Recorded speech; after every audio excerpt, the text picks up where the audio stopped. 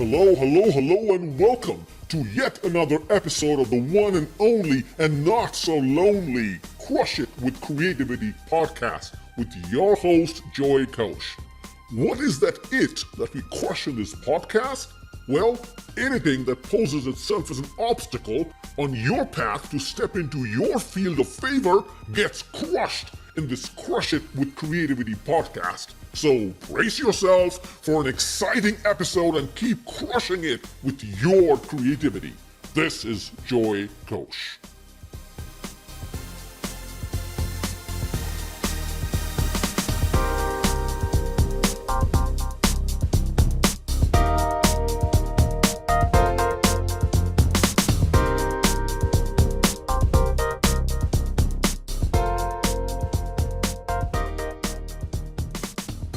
Hello and welcome to the Crush It with Creativity podcast. This is your host, Joy Kosh. We are on episode 11, and the title of this episode is Protecting Your Intellectual Property the S.M.A.R.T Way, Part 2 of 2. Continuing on from Part 1 of this discussion, let's get into the details of protecting your intellectual property and understand the S.M.A.R.T way, which is an acronym, by the way, so that you can get an unbiased view of the different strategies that are available for your invention. When I write the disclosures of my own provisional patent applications, I make them very detailed documents so that engineers at my target licensees can properly evaluate and truly understand the merits that my invention provides to their market. Since I usually do not manufacture the product, I defer it to the licensee to make the call whether they want to patent the invention or keep it as a trade secret. Some licensees may not want to file a patent because of the costs involved, the time it takes to get a potential approval, and after having said and done that, it becomes publicly searchable, leading to potential conflicts of interest. In addition, I keep a digital record of every activity that I do while I put my creative ideas to paper. In case of an unforeseen litigation down the line, this digital record becomes proof of my originality as the inventor and the validity of the priority date of my idea. Having said that, U.S. patent law considers the date of the PPA or the NPPA filing to be the date on record and not when the inventor had the idea first. Nonetheless, maintaining a good log of records is a best practice that can only serve you than do any harm. In the previous episode, I said that a PPA gives you a priority date for sure, but if that disclosure is not strong enough, somebody you share the idea with may find creative ways to work around your claims and get one of their own.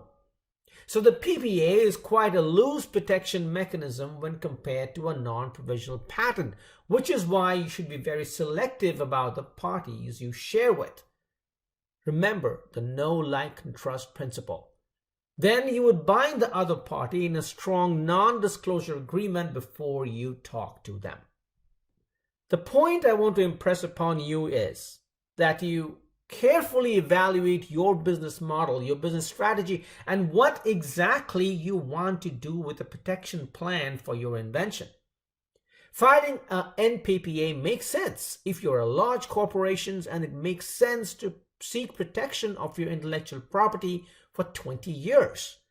In case of a potential patent infringement, you can easily fight for your rights with your army of patent attorneys, and the costs may be worth the end results of protecting your business asset and the competitive advantage in the market. If you are a micro or a small entity and your invention is truly unique, you may want to consider filing a strong PPA and then consider it as a trade secret and protect your idea more efficiently and literally at no cost. Please note that I am not prescribing on how you should protect your idea. I'm not a lawyer, and I leave it to your discretion to determine your course of action. If you cannot file an NPPA within 12 months of your PPA filing, you would lose your priority date. By then, you are expected to have figured out what you want to do with your invention. If you need to make more design changes or improvements to the form and function of your invention, you can file another PPA, and that includes the pertinent details of the previous PPA along with the new disclosures. That way, you get a more recent priority date that encompasses everything you need to protect for another 12 months. Chances are, with your advanced invention, you would be able to find a suitable licensee, or perhaps you go into business with your own product, protected through trade secrets or a formal NPPA. The America Invents Act of 2011 grants you, the inventor in the United States, with the rights of first to file, which means you get the priority date of your invention with a PPA or directly an NPPA, and not the date of the actual invention or the date when that light bulb moment dawned in somebody's mind. This protocol is in conformance with many countries internationally today. If you are seeking first to file rights internationally, you will need to file an international patent after you file a patent with the USPTO. The same loopholes exist for international patents as they do for domestic patents. Would you be upbeat about the proposition of traveling to a foreign country to fight a patent infringement litigation with an entity that stole your invention out there? Think about where your focus should be as an inventor, especially if you are regarded a micro or a small entity. Adding value to people's lives or handing out boatloads of cash to attorneys just to get your rights protected and defended. Being a micro or a small entity has its advantages. We tend to be creative in how to go about business and how to stretch our dollar to find the optimum balance. Most companies that you try to license your invention to are not out there to steal your ideas. With the transparent nature of social media in this information age, no company worth their salt would try to outsmart you with their ideas. Their brand reputation is dearer to them than swindling you out of your rights. They may make an offer to purchase exclusive rights from you or invite you to join their company, either of which may be lucrative offers to consider. It does not make sense to licensees to get you or themselves into trouble. It does not make good business sense. As long as you have a non-disclosure agreement or an NDA signed with them and have a detailed PPA filed, you should be able to discuss your ideas freely with them and obtain their perception and feedback about the nature of your invention. Make sure you mark all documents and artifacts about your invention labeled as patent pending. That's the professional declaration to make. Moreover, it adds more credibility to your pitch. Protecting intellectual property is not cheap, and you could end up spending a lot of money if you are following common beliefs and boilerplate practices and not optimizing the level of protection you really need for your business. Now let us get into the SMART principles of protecting your intellectual property. Now that you are aware of the different types of legal instruments that are available to you to protect your IP, let us consider these through the lens of the SMART principles as I view them. As you know, SMART is an acronym for S for strategic, M for measurable, A for achievable, R for repeatable, and T for timely. Let's talk about strategic first. Being strategic about your intentions is the precursor to being tactical about your IP protection. Consider your objectives with your invention based on how you want to commercialize it in your target market. Do you have the appetite, the resources, and the resourcefulness to embark on a full venture with the entire innovation roadmap that I discussed a few episodes ago? Taking a product from idea to commercialization is no mean task, especially if your product has to secure regulatory approvals from compliance and governing agencies before it can be made available for sale. Just because you've invented something and for some reason known best to you only, just because you've secured a patent before manufacture, does not mean it can be commercialized. Patents are expensive and holes can be poked in them, as I described earlier.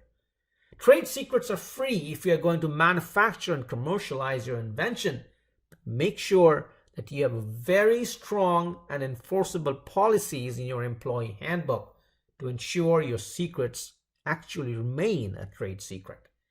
If your commercialization strategy is co-inventing or licensing, however, then a strong PPA and an NDA are an absolute must before you disclose your invention to a potential licensee.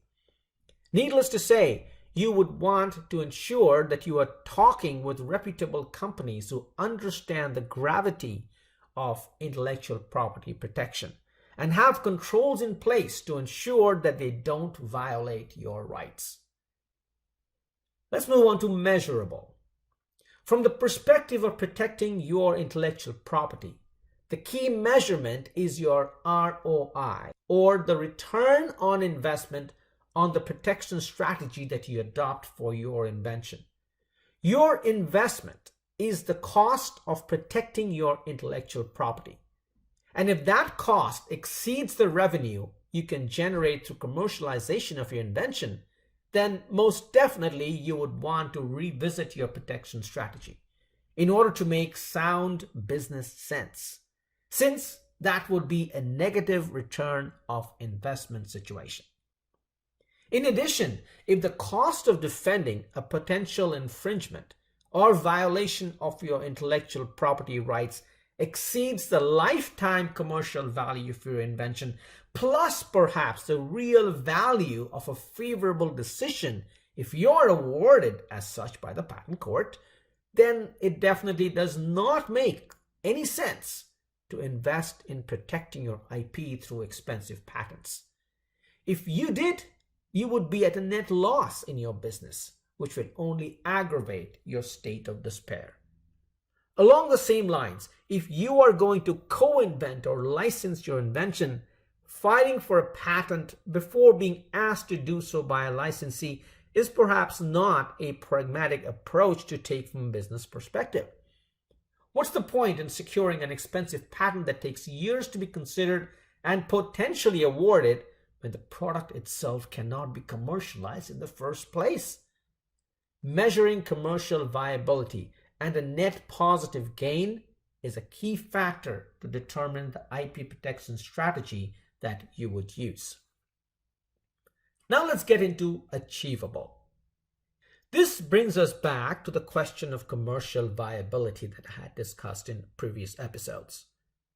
Even if you did file a patent, spend all that money in legal and application fees, invested all the time and hence money in working with your team and your legal counsel to prepare the patent, what's the guarantee that the patent governing authority in your country will actually award that patent to you? It is becoming increasingly difficult, if not impossible, to secure software and method patents these days, because the intellectual property that you're trying to protect may not be unique enough in the eyes of the patent examiner's office to grant that patent to you. Could you achieve more effective protection of your intellectual property with less cost with other means such as copyrights, a PPA and NDA combination, or trade secrets instead? Whatever your IP protection strategy is, ensure that your objectives with that effort can be achieved in a cost-effective or a net positive return on investment manner and earned benefits perspective. Now let us move on to repeatable. Products and services usually have a specific life cycle in the spirit of continuous innovation and improvement, as I discussed in earlier episodes. As part of that life cycle, you are iteratively releasing higher, more advanced versions or models of your product or service. Generally speaking, the speed of innovation is faster than the speed of IP protection, especially if you are depending on patents to be approved. This implies that you would probably continue to file patents for every new release of your product or service in order to keep pace with your speed of innovation. In addition to costs related to the patent filing process, consider the costs of managing and coordinating the releases with their appropriate filing. This is where the repeatability factor of IP protection comes into play. And depending on your resources and resourcefulness at your disposal, the tactics of your IP protection mechanism would obviously vary. And finally, we come to timely. We have this factor of timeliness of protecting your intellectual property. There is planetary consciousness, and what you are thinking as your own novel idea may not be so novel after all. If you have an idea that is worth commercialization, jump on it right away with a commercial viability analysis as soon as possible and get on with your disclosures and PPA filing. There is not a moment to waste. If you're going to sit on your idea like I did for 3 years on my color changing walls idea, then you can rest assured that someone else will take action and get that idea to commercialization, even if they're a complete stranger to you. That's planetary consciousness, my friend. And as woohoo as it may sound, it is the cold, hard truth. If you have not taken action to protect your idea with a formal official filing, the America Invents Act protects the rights of the first to file, not the rights of the first to think about the idea. There was absolutely no point in my whining and kicking myself that someone stole my idea about color changing walls when I clearly procrastinated, did not take action to be the first to file for securing my priority date with at least a PPA. If you are going to file for a patent for your invention, that would grant you a total of 21 years of protection when combined with a PPA. Consider how much of your novelty can really be protected in those 21 years in today's fast-paced world of innovation and advancement of human intellect. Would your investment in protection be timely enough and all-encompassing enough to discount other patents being filed along the same domain as yours? Never underestimate your competition. You don't know what you don't know about them from public domain knowledge, and they may very well be ahead of the curve when you least expect from the perspective of IP protection. So stay on your toes, and time, my friend, is of the essence. Well, this brings us to the end of this longer than usual episode, and I trust this two-part series on IP protection, intellectual property protection, has been helpful for you to get a good handle from a practical, strategic, and tactical perspective to help you make the right decisions for your own invention. Leverage the S.M.A.R.T principles of IP protection, and I know your decision will be well worth your efforts. Well, my friend, this is the end of episode 11. I appreciate you listening.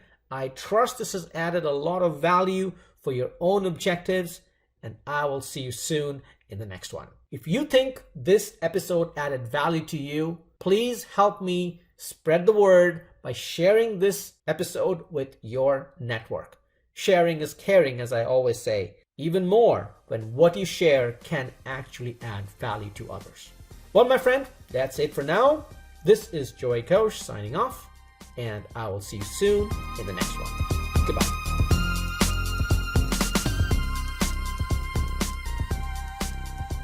Ladies and gentlemen, this brings us to the end of this episode in the Crush It with Creativity podcast. We trust you enjoyed it just like Joy did, pouring his heart out to you. Should you feel this episode added value to you, we would love for you to share this episode with your friends and family in your social media networks so that we can impact other lives with our message. Ready to take on a Crush It with Creativity challenge for yourself and really crush whatever poses an obstacle for you stepping into your field of favor? Visit us at www.uniqueimpactability.com for details on the next challenge coming up and sign up for more information. Until the next episode, take care and keep crushing it with your creativity.